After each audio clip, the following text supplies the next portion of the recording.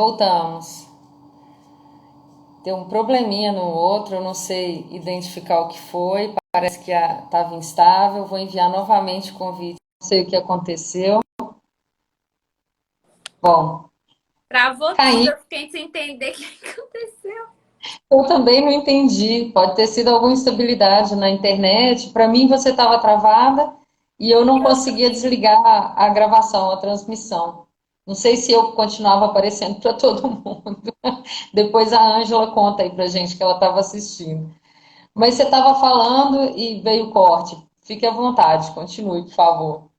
Então, o segundo ponto que eu ia falar é o que você começou a falar sobre a questão da contribuição, de que as pessoas têm essa ideia de que o segurado especial não contribui. Eu fiz até um post uma vez que a pergunta que todo mundo faz é: tem como aposentar sem contribuir? Todo mundo faz essa pergunta. Aí eu dei uma dica que seria a aposentadoria do segurado especial, aposentadoria rural por idade. Mas não, isso não significa que o segurado especial não contribua. Ele contribui de uma forma diferenciada justamente pela dificuldade que os trabalhadores rurais, na sua maioria, têm de contribuir. Então, essa contribuição do segurado especial, especificadamente, ela é feita sobre a venda dos produtos. Então, sobre a venda, sobre a produção, o valor bruto da produção. Mas também não é o segurado especial que recolhe, é o comprador. Então, essa alíquota ela é descontada na nota fiscal da compra, que é uma alíquota de 1,3%. Então, sempre que um segurado especial ele vende a sua produção, ele está automaticamente contribuindo para a Previdência Social. Mas no caso também dos empregados, a contribuição é feita pela anotação na CTPS, né, Carteira de Trabalho. Inclusive, já tem vários tribunais que, igualmente ao trabalhador urbano, reconhece a CTPS como uma prova plena, desde que ela não tenha indício de fraude, de que houve a contribuição, porque também, infelizmente, normalmente, o empregador rural não faz as contribuições. Apesar de ter a carteira assinada, ele não recolhe. E isso não pode recair sobre o trabalhador, porque é um ônus, é uma obrigação do empregador. Então, se tiver a carteira assinada, serve como prova e ela é prova plena do tempo de contribuição, ainda que não tenha sido feitas as contribuições. Isso vai ser o empregador com o INSS que se resolva para lá, porque a carteira ela é prova plena do tempo de contribuição. No caso dos trabalhadores avulsos, que eu disse que tem que ter a intermediação do sindicato, da cooperativa, ou de alguma entidade de classe, essa cooperativa, essa entidade de classe que faz essa contribuição, né? Que recolhe esses valores. Mas também, no caso do trabalhador avulso, não é a cooperativa em si também que recolhe essa contribuição. Aquele que compra as mercadorias. E aí entra naquela questão que eu falei que é mais técnica da questão das alíquotas. De quanto seria essa porcentagem, porque não incide essa porcentagem não incide apenas o valor para o INSS, incide outros tipos de contribuições, que tem a contribuição do Senar, que é um sistema de aprendizagem, tem a contribuição para um, esqueci o nome, de prevenção de acidentes também. Então, é uma alíquota, e dentro dessa alíquota tem outras contribuições além do INSS. Então, igual eu falei, não é que o contribuinte, o segurado especial, não contribua, mas a contribuição dele é de uma forma diferente. Realmente, tem pessoas que são trabalhadores rurais que realmente nunca contribuíram, nunca nem fizeram vendas e conseguem se aposentar, porque o Estado conferiu uma forma de provar a carência e o tempo de contribuição de uma forma diferenciada. Então, o tempo, a comprovação do tempo de trabalho equivale-se à comprovação da carência do tempo de contribuição. Mas também tem a possibilidade do segurado especial contribuir de forma facultativa. Não que ele vai se tornar um contribuinte facultativo, um segurado facultativo. Mas ele pode, por exemplo, se ele tem alguma renda um pouquinho maior e não quer que a aposentadoria dele se resuma a um salário mínimo, ele pode fazer também contribuições de forma facultativa todos os meses, ou no mês que ele quiser, e no final será, no momento do requerimento da aposentadoria, a renda dele também será oferida de uma forma diferente. Porque, eu vou falar daqui a pouco, a aposentadoria não se resume também a apenas essa que todo mundo fala, que tem a redução da idade. O segurado especial e o trabalhador rural, ele pode sim se aposentar por tempo de contribuição. Normalmente, quem se aposenta por tempo de contribuição são os contribuintes individuais, o contribuinte empregado, o segurado empregado rural, mas não tem óbice para que o segurado também consiga, desde que ele faça ao longo desse período contribuições também. Ô, Laura, deixa eu te perguntar, tem algum tratamento diferenciado para a mulher? Porque até bem pouco tempo atrás a gente tinha, bom, bem pouco tempo atrás, uns 30 anos atrás, né, a sua idade, mais um pouco do que a sua idade. Existe uma discussão muito pesada sobre a desigualdade existente entre o processo de aposentadoria, que era considerado discriminatório, para homens e para mulheres. Por quê? Por causa da comprovação, né? A declaração do sindicato, que era requerida, a mulher não era vista como trabalhadora rural, ela era vista como a mulher do proprietário, do pequeno proprietário rural e tal. Como é que está isso hoje, assim? Como é que você vê? Você acha que mudou, melhoramos quanto a esse tratamento ou não? A Ângela está rindo aqui porque eu falei 30 anos, a sua idade, né? Eles não perderiam nunca essa piada. Ângela, eu estou pensando em mim e um pouco menos do que eu, né? Porque eu estou com 41, não sou nem eu, nem a Laura. Como é que você vê isso hoje, Laura? Então, realmente, na questão da comprovação, ainda há uma diferenciação. Mas essa diferenciação, na verdade, é para tentar igualar, por causa do período histórico que veio discriminando. Por quê? Antigamente, a concessão de aposentadoria ela era bem diferente do que é hoje. A questão do procedimento em si. Até meu sogro me falou um dia desse como que a mãe dele tinha conseguido a aposentadoria dela. Eu fiquei em choque. Porque era feito na cidade, com a pessoa que você conhecia, você ia lá, falava, porque ele sabia que a pessoa era mesmo trabalhadora rural, então não tinha tanta coisa assim que ela precisava provar. Ela ia, eu acho, salvo engano, eu acho que era até na prefeitura, não tinha nem uma agência. Pegava, por exemplo, ata de casamento, registro no cartório de registro civil, onde constava lá a qualificação como lavrador, lavradora, e usava como prova. Esse era um dos elementos também. Só que aí, como tinha essa proximidade do servidor com as pessoas, nesse quesito era bom porque ele conhecia, ele sabia que a pessoa era produtora. Hoje em dia, não. Hoje em dia, além de ser tudo informatizado, né, virtual, vai para uma central regional e a pessoa nem conhece quem que é. Então, as provas têm que ser muito mais robustas, que era uma as questões assim, principais. Então, quando precisa dessa comprovação, realmente, hoje em dia, os tribunais têm aceito provas do marido que servem para a esposa.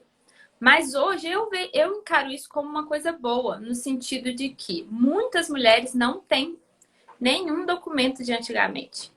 A maioria delas tem, por exemplo, certidão de casamento, certidão de nascimento, certidão de casamento, certidão de óbito, tudo consta do lar.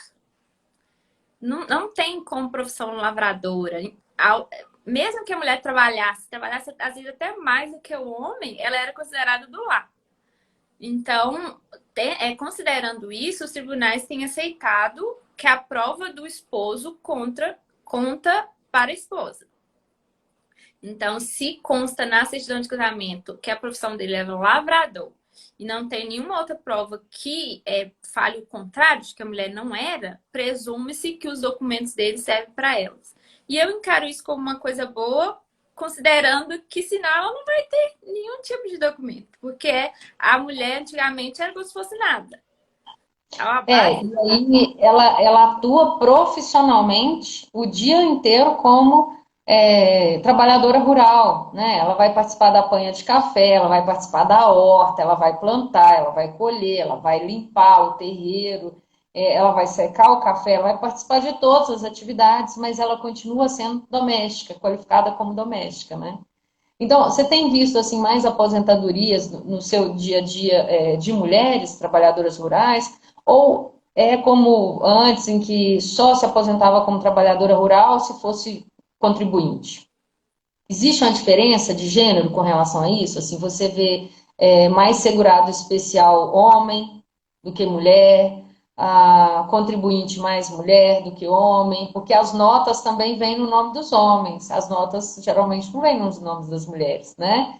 Então, você, como é que é? Vai ser a contribuição individual que vai pesar? No final das contas, a gente tem um direito aí que ele é registral, ele vai entender como prova o que está documentado. Se a mulher não participa, não gerencia, a não ser que ela tenha um esposo que vai colocar o nome dela nesses documentos para que ela possa comprovar posteriormente, né? Aí o único procedimento que sobra, como você disse, é o de se apropriar daquela documentação do marido para demonstrar a sua realidade. Como é que você tem visto isso na sua prática? Porque a comprovação do rural, eu sempre falo com todo mundo que eu encontro, guarde tudo. Guarde todos os seus documentos. Porque a comprovação rural hoje ela está muito extensa, graças a Deus. Então, por exemplo, não precisa só daqueles documentos formais. Por exemplo, certidão de TTO da propriedade, aptidão no Pronaf. Esses são documentos excelentes. Mas todo tipo de documento que conste a profissão é aceito. Até mesmo documentos dos filhos conta para a mãe. Então, se, por exemplo, é histórico escolar. O histórico escolar dos filhos, comprovando, estando escrito o endereço como zona rural e a profissão dos pais, conta como prova. Prontuário médico conta como prova. Diploma de certificação. Eu tenho visto muito que as seguradas especiais, as mulheres, elas têm mais qualificação. Então, eu já fiz de uma que ela tinha vários certificados de curso rural, para a gente fazer sabão, de fazer iogurte, de plantar. Então, isso é um documento ótimo que elas têm que guardar, porque também conta como prova. Então, a prova ela não está restrita apenas a, por exemplo, os comprovantes de compra e venda, certidão no INCRA, cadastro no INCRA. Esses são ITR, né? isso, declaração de TR. Não, são documentos ótimos, indispensáveis, mas não prejudica se a pessoa conseguir tiver outros tipos de documento. A certidão de casamento consta a profissão do marido, igual eu falei, conta para a esposa. Certidões de nascimento dos filhos também.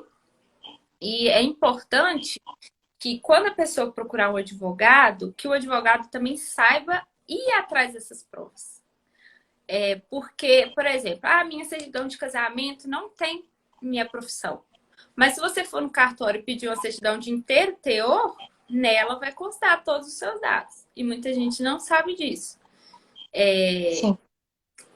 Por exemplo, a questão do histórico escolar, muitas pessoas não sabem.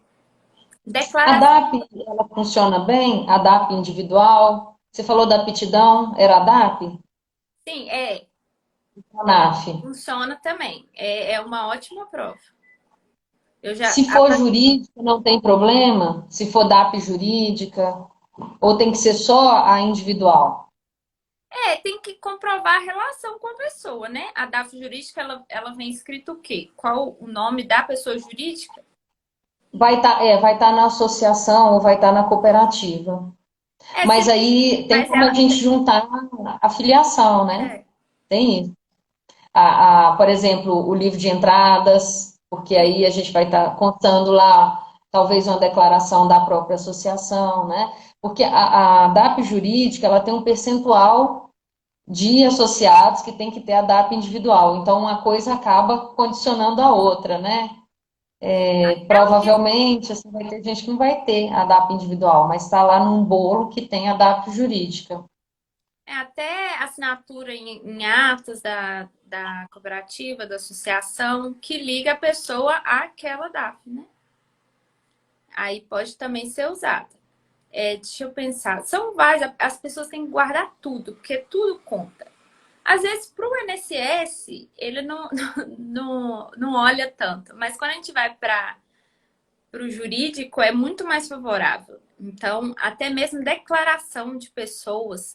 Eu já vi um senhor que não conseguiu no INSS, aí a gente entrou no judicial e pegamos declaração quase de todo mundo lá da zona rural dele. Todo mundo assinou, todo mundo falou que ele morava.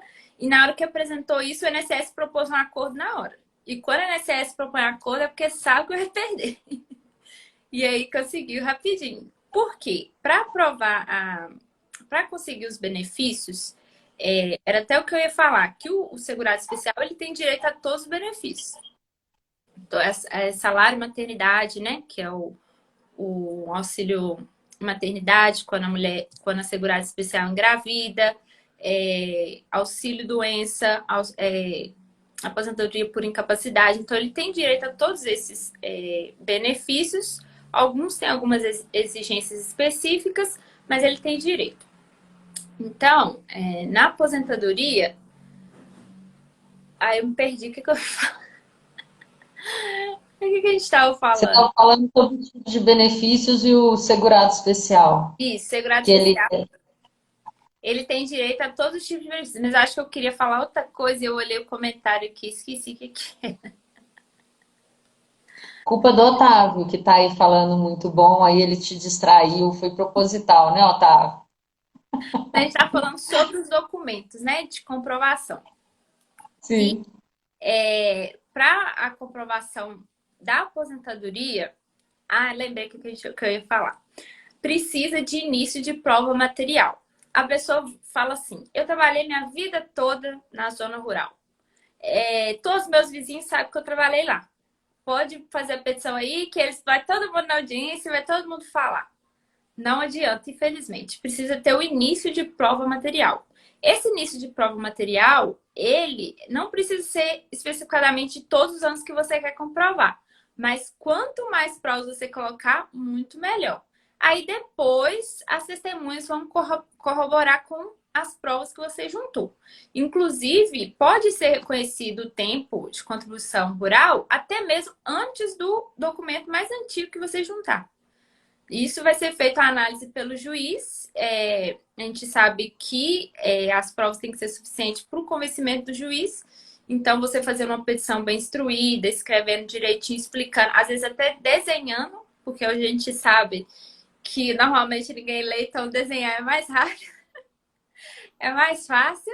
Então, quanto o advogado instruir, melhor ele fizer a petição inicial, juntar os materiais, mais fácil será esse reconhecimento. E o tempo, ele pode ser reconhecido desde a infância. Hoje não tem mais idade mínima para ser reconhecido. O STJ já pacificou isso de que não tem. O INSS normalmente reconhece apenas depois de 14 anos. Mas se a gente for para a via judicial, a gente consegue rebater isso. Só que precisa comprovar realmente que a criança trabalhava, o que não é muito incomum, infelizmente, né? Não é fácil, né? Eu já vi casos, A por avó exemplo, conta que 8 anos, 9 anos, ela trabalhava na roça. Mas até como é que a gente prova isso? Ela tem 89 anos hoje, né? Como é que a memória dela indica? Cuidava dos irmãos, participava da colheita, enfim, mais ou menos com essa idade. Agora, a prova é é, complicada. isso essa Inclusive prova testemunhal, porque com essa idade não não tem mais. existem mais muitas testemunhas vivas, né, Eu para contar. já peguei um caso assim, e é bem complicado mesmo, quando a pessoa já está muito idosa e as provas, e não juntou tantas provas. Aí fica mais escasso. Mas, por exemplo, eu já vi caso de um lugar que tinha aula de manhã e à tarde. E a menina, para ela faltar a parte da tarde, ela tinha uma declaração de que ela precisava trabalhar. E, graças a Deus, isso foi guardado. As declarações que ela deu na escola de que não podia ir à aula à tarde. Aí ela conseguiu comprovar de que desde a infância ela trabalhou na zona rural. mas é muito complicado. Igual eu estava vendo algumas lives de outros professores, eles falam que no Sudeste, no Sul, é uma realidade assim, até boa. Porque no Nordeste e no Norte, ninguém tem prova de nada. É muito mais complicado. Muito mais. Então, o conselho que eu dou para qualquer produtor rural é guarde tudo. Tudo mesmo. E guarde em plástico, em caixa, porque também pode acontecer. Eu já vi casos, a senhora que ela guardou em cima do guarda-roupa e deu uma chuva e tinha uma goteira. Aí acabou com os documentos dela. A Então, preservação desses documentos não é só guardar, né? Tem que é, saber preservar. sim. E antigamente também tinha uma prática que eu não sei se é mais comum, de o pai fazer um contrato de meeiro, de meação com o filho, para demonstrar o fato de que ele era trabalhador rural também. E aí não tinha a questão da idade, não era não existia uma limitação, né? O filho tinha 16 anos, assinava um contrato com o pai de meação para comprovar que ele era trabalhador rural. Tem vários elementos aí possíveis, né? Mas deixa eu te fazer uma pergunta. Você falou sobre o INSS, falou sobre a via judicial. E as pessoas que não atuam na área, elas não entendem quem vem primeiro, qual que é o procedimento, sabe? E eu acho que seria interessante falar isso, assim, por que que a gente fala às vezes em via judicial? Por que que a gente fala às vezes a referência é só a via ao INSS, né? Então, qual que é, o que caracteriza um e outro? E a Ângela está dizendo aqui que é muito comum ainda o contrato de parceria. Sim, e Então, tá aí, Ângela. guardar esses contratos de parceria, porque é uma prova muito boa, o contrato de parceria. Deixa eu só antes que eu me esqueça de duas coisinhas. A primeira é que muita gente contribui para o sindicato e acha que vai aposentar. Infelizmente, a pessoa contribui 15 anos para o sindicato e fala assim, não, mas eu contribuí 15 anos, eu vou aposentar agora. Só que contribuição para o sindicato não é contribuição previdenciária. Então, pode ser que a pessoa consiga? Pode ser, porque a contribuição para o sindicato também é uma prova. É uma prova de que ela é um trabalhadora rural. Então, pode ser que ela consiga. Mas não tem ligação uma coisa com Aí a a outra. gente tem que pontuar, né? O sindicato ele é uma associação, gente, como outra qualquer. Ele é para defesa de direitos, embora a legislação brasileira sempre tenha dado um tratamento diferenciado para a instituição sindicato. Inclusive, né, a Previdência Rural chega na ligação, lá na década de 60, 70, se eu não estou enganado, na ligação com os sindicatos. Né? Você empodera os sindicatos para que eles façam. Inclusive, é por isso que a gente tem tanto costume de falar, pegar a declaração com o sindicato. O presidente do sindicato é uma pessoa muito importante na zona rural, né? Ele é que vai declarar quem não é agricultor e tal. Agora, essa contribuição é a contribuição de associado ao sindicato, né? E realmente tem uma confusão muito grande aí. Você contribui como associado para ter o rendimento, a manutenção do sindicato enquanto associação. Não é a contribuição previdenciária. É muito importante a gente fazer essa distinção, sim, Laura. E outra questão que eu posso até falar enquanto eu estiver falando do procedimento é porque eu já vi casos que a pessoa juntou a declaração do sindicato e o juiz descartou completamente. Porque ela não foi registrada. Ou se foi registrada extemporaneamente. Por exemplo, o sindicato me deu uma declaração hoje, eu registrei hoje, declarando que eu trabalho desde 1900 não sei quantos. Isso para o judiciário é uma prova unilateral, uma prova particular. Então, ela não está tendo tanto poder assim, igual antigamente, que os sindicatos que... Porque também eram os sindicatos que faziam a declaração, que era imprescindível no procedimento. Hoje em dia, quem faz a declaração é o próprio segurado. No caso, quando procura advogado, a gente auxilia. Mas quem preenche é o... Por isso chama autodeclaração, que é o próprio segurado que preenche. Não necessita mais ir até o sindicato e pegar essa declaração. Então, falando sobre isso, sobre o procedimento, então, que a senhora falou, o STF já pacificou que é condição da ação para entrar na via judicial o indeferimento do INSS. Então, isso já está pacificado. Houve gente que falou que não era possível, porque seria estaria afastando o princípio da inafastabilidade da jurisdição, mas o STF argumentou que é necessário primeiro um indeferimento. Então, eu já vi casos que a petição foi indeferida, que infelizmente o juiz não abriu nem prazo para juntar um indeferimento e já extinguiu o processo sem resolução do mérito, porque não tinha o indeferimento. Em que pese a INSS pudesse juntar também, né? O que é triste, mas foi extinto sem resolução do mérito. Mas necessita, então, primeiro, que a pessoa faça o requerimento no INSS. Essa pessoa pode fazer esse requerimento sozinha, não necessariamente precisa do advogado. Mas no caso do segurado especial, como eu falei, é complexo por causa das provas. Então, quanto melhor for instruído esse pedido, é muito melhor e as chances são maiores de sucesso na via administrativa. Então, como que é feito esse requerimento? Hoje em dia já está tudo virtualizado, né? Então, de casa mesmo, a pessoa pode entrar no portal do meu INSS e requerer a aposentadoria rural, por idade rural. Se for esse o caso, né? De aposentadoria por idade rural, que é aquela que concede um salário mínimo desde que o segurado especial preencha os requisitos. Quais são eles? Primeiro, que a mulher tenha 55 anos e o homem 60 anos. E que cumpra o período de carência de 180 meses de contribuição. Nesse caso, comprovar esses 180 meses de contribuição através das provas rurais, das provas que desenvolveu essa atividade. Além disso, no período imediatamente anterior ao requerimento, ele precisa ainda estar trabalhando na atividade rural.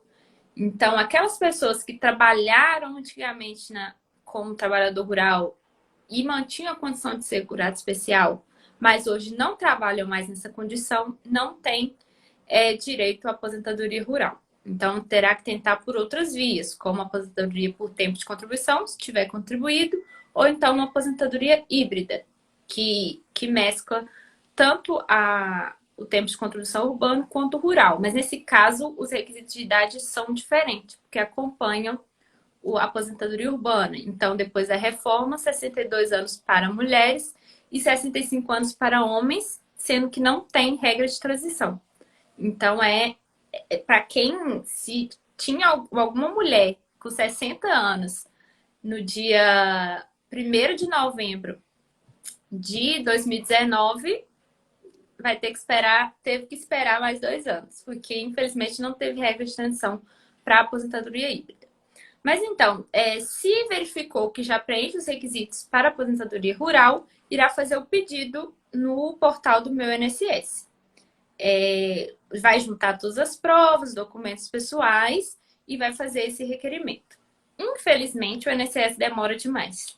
Eu já fiz um pedido em abril que até hoje não teve resolução. E foi até de um casal, de um senhor já teve, infelizmente foi indeferido. Acho que eu até falei aqui que foi o senhor que trabalhou com vínculo com a prefeitura. E da esposa dele ainda não foi julgado, porque não é mais, distribuído, né, de forma aleatória nas agências regionais, né? Então não tem uma lista de preferência. Infelizmente, assim, o prazo é o que mais os clientes perguntam, falam que está demorando demais, mas infelizmente a gente tenta, a gente junta a petição de impulso, a gente liga às vezes, tenta, mas infelizmente demora. Após, se for deferido, a pessoa já começa a receber. Se for indeferido, aí sim que a gente pode ir para a via judicial. Aí a gente vai fazer um pedido, entrar com uma ação de concessão de aposentadoria rural. Aí a gente faz uma petição, junta toda a documentação. Nas cidades que tem Justiça Federal, a Justiça Federal é competente. Nas cidades que não tem, normalmente, Justiça Estadual, desde que ela esteja a mais de 70 quilômetros de alguma comarca que tem alguma subseção judiciária federal. Por exemplo, é o caso aqui de Caratinga, que a gente pode entrar aqui na Justiça Estadual, porque pertence à seção subjudiciária, ai meu Deus, confundi tudo, de Manhuaçu. Isso porque eu escrevo isso todo dia, mas a Justiça Federal de Manhuaçu. Tá sem áudio. Não, eu só repetia que era subseção. É, É, e olha judiciário. que está no limite, né? Porque a Terrealeza ali das 66 quilômetros, né? Está bem próximo. Deu uma sorte de não ter que ir a Manhuaçu toda semana, Laviane. Mas eu já Mas tentei então, lá para ver se era melhor. Só que eu percebi que a justiça aqui de Caratinga tá melhor do que judicializar lá em Manhuaçu, tá demora mais do que a justiça estadual. e Então, mesmo com o processo eletrônico, sim, mesmo mesmo com processo ele. eleitoral, É, infelizmente. a expectativa é que, por exemplo, todo o trabalho do INSS, né, com o fato de ser tudo remoto agora, fosse ser muito mais prático, muito mais rápido, né?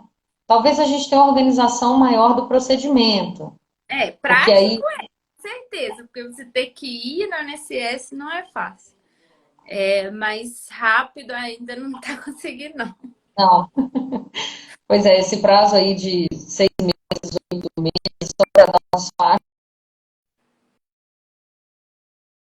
Travando de novo. está travando de novo. Deve ter algum problema aí na manutenção da internet, da rede. Mas o prazo conta muito, né? Porque nós estamos falando de alimentos, né? E as pessoas dependem disso para viver. Ainda mais quando não tem mais condições de trabalho, né? Laura, tem mais alguma questão que você acha que seja importante para que os trabalhadores rurais que vão nos ouvir, a gente depois vai compartilhar esse vídeo, né, com os atendidos e vamos deixar disponível também no canal do Ambiente. Tomara que o vídeo anterior, que a gente começou a gravar, tenha ficado salvo no Instagram, né, para a gente publicar. Mas quando você explicou os tipos, enfim, a gente fez aquela introdução. Mas você acha que tem mais algum elemento aí importante para que eles saibam como proceder quando chegar a hora, no caso da mulher, a partir de 55 anos, né? Eu vi uma vez que você falou sobre planejamento para aposentadoria. Eu achei muito importante você falar isso, porque geralmente as pessoas não pensam nisso. As pessoas não pensam que vão adoecer e não pensam que vão ficar velhas. Eu acho que todo mundo pensa que vai morrer novo, né?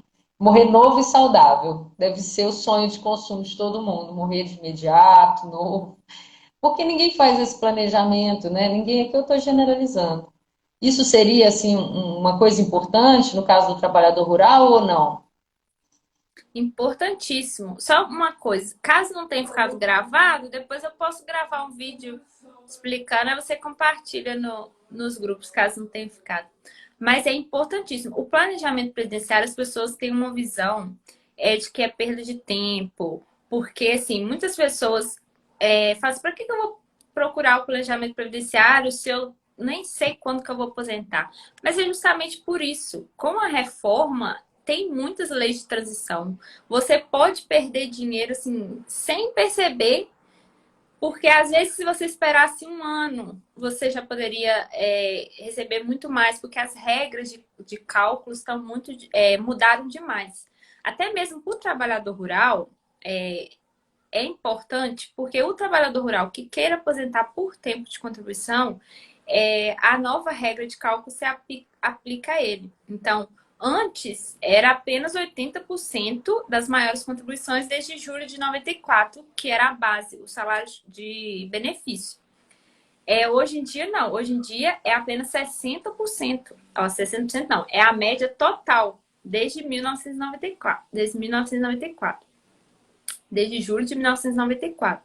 Ou seja, houve uma uma diferença muito grande, porque antes você retirava as menores. Hoje as menores incluem nesse cálculo.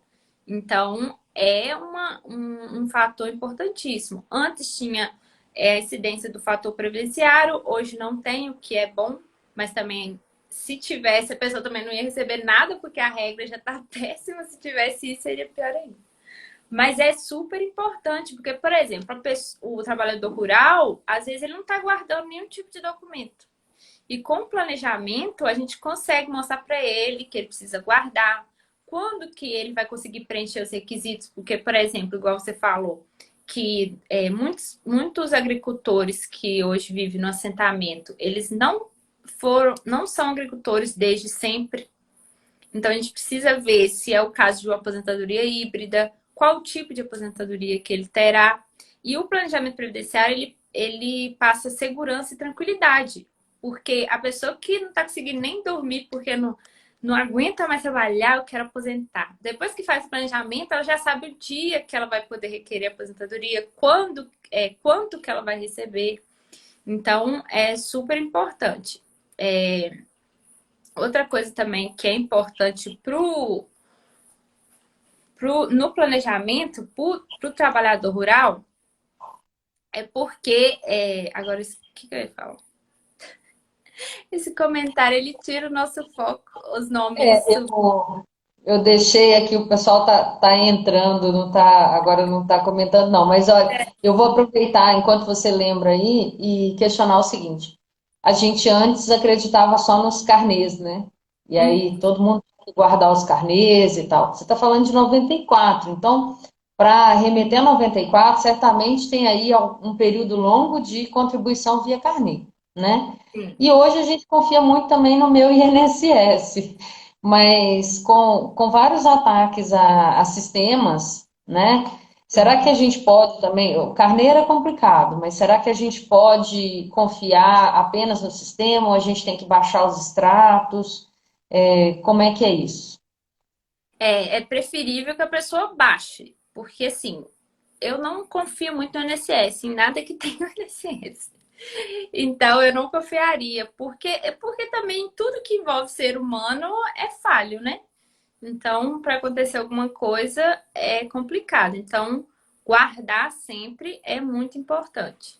Guardar sempre todos os tipos de documento, independente, principalmente aqueles que consta o endereço e a profissão.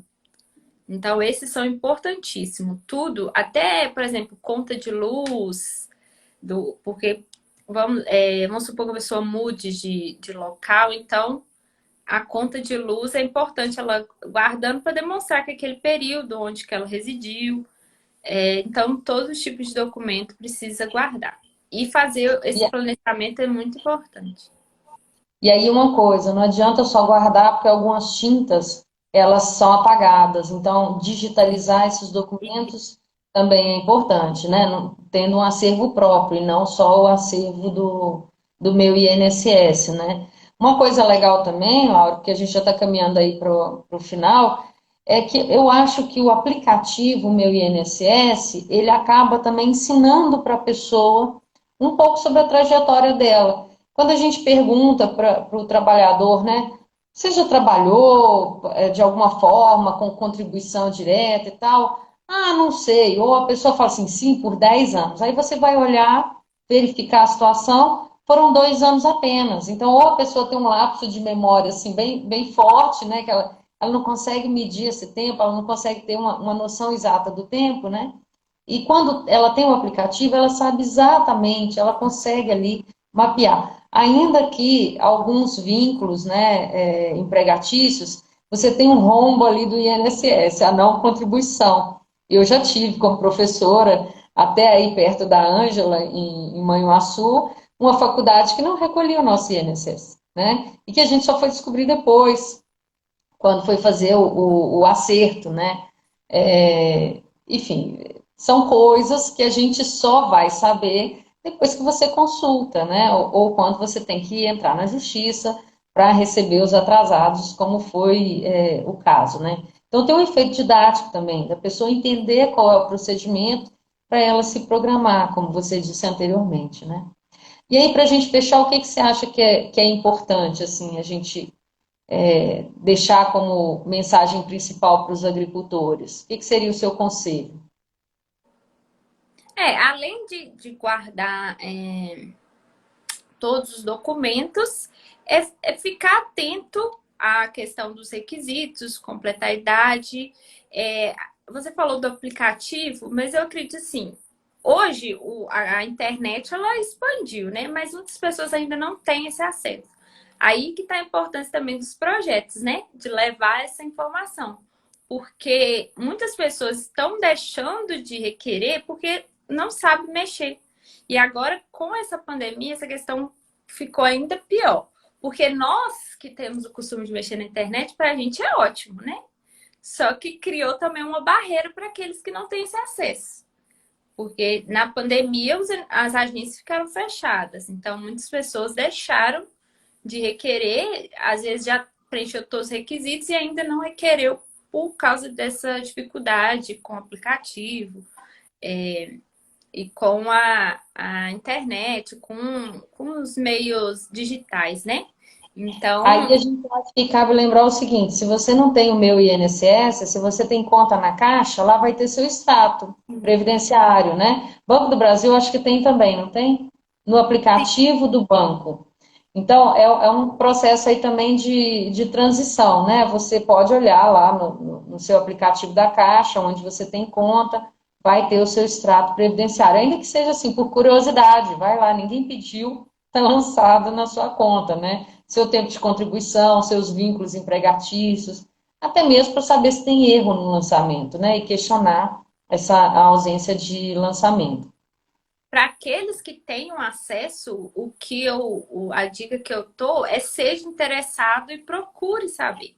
Porque às vezes você joga no Google, sim, porque o Google, ele não é um advogado que vai analisar seu caso.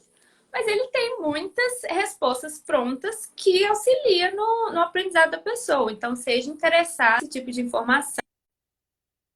Fique atento, igual você falou, fique atento aos seus extratos. Se tiver acesso ao meu INSS, olhe o seu CNIS pelo menos uma vez no mês, que é o extrato de contribuição, para ver se o empregador ou se está sendo recolhido, né, essa contribuição. Mas uma coisa, o segurado especial, ele normalmente não tem nenhuma anotação, né, no extrato. Mas a partir do dia 1º de 2023, será um requisito indispensável para o requerimento da aposentadoria rural. Ser cadastrado, ter o CNIS, né? Então, hoje, o que é essencial é a autodeclaração, que eu falei que é um formulário que encontra na internet, só colocar autodeclaração segurado especial, a pessoa imprime ou então preenche no próprio computador, que pergunta quem reside no mesmo lar, o que produz, faz todos esses tipos de pergunta. Então, é um documento indispensável para requerer aposentadoria. Mas com a reforma, a partir do dia 1º de janeiro de 2023, será indispensável o CNIS. Então, já é bom que o segurado especial, que o trabalhador rural comece a colocar esses vínculos no CNIS. Então, atualizar o meu INSS, cadastrar como segurado especial. Essa data, de 1º de janeiro de 2023, na verdade, ela pode ser prorrogada até essa disposição atingir 50% dos trabalhadores rurais do Brasil. Então, eu acredito que vai demorar. Mas quando atingir 50% dos trabalhadores rurais com CNIS e cadastrado como segurado especial, aí ele será indispensável. Então, uma dica que eu dou é que procurem saber mais sobre isso. Às vezes até o sindicato pode ajudar, ou então o programa Ambiente, como se cadastrar e como atualizar o CNIS, porque ele será indispensável para requerer aposentadoria. Ótimo, não, ótimo. Bom, Laure, a gente estourou o nosso tempo, a conversa, quando é boa, vai seguindo, né? E é ótimo, foi muito bom ter te reencontrado, e eu acho que é muito bom também para os alunos que estão hoje no programa ver, né? E para os outros alunos que estão no curso, né? Ver como os egressos estão, como é que eles estão lidando com a profissão. Eu acho que isso sempre oxigena, traz outras reflexões para a gente também, né, sobre a prática de ensino, o vínculo institucional. Então, isso é muito bacana. Queria depois que você voltasse para a gente falar sobre outros temas também, quem sabe aí pensar a condição de aposentadoria para os catadores, né? Que a gente sabe qual é a situação deles e o fato deles terem que contribuir como avulsos. Nós já discutimos isso várias vezes, né, com relação à associação, o vínculo, enfim. Fica aí o convite para uma próxima live, tá bom? A gente vai marcar. Uma coisa também que eu gosto muito de falar e que a Marcela também, se ela estiver aqui, ó, pode chamar ela para falar também, que é sobre o benefício de prestação continuada, o LOAS. Sim, o BPC, muito importante. É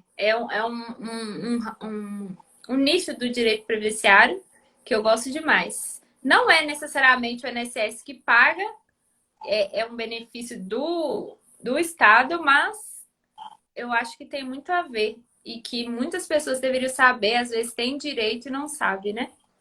É uma das... Marcela está trabalhando com o previdenciário também? Não sabia. Marcela? Tá também. É, olha que bom. A Marcela não dá notícia, é outra egressa nossa, Marcelinha, por favor, dê notícias, viu? A Ângela está falando que ela acabou de sair, mas que ela vai adorar saber. Bom, fica o convite também. Laura, é isso, vamos encerrar agora. Muito obrigada, obrigada em nome do Ambiente, viu? Foi um prazer enorme, um prazer rever também essa galera que está aí ouvindo e comentando. É muito bom reencontrar vocês.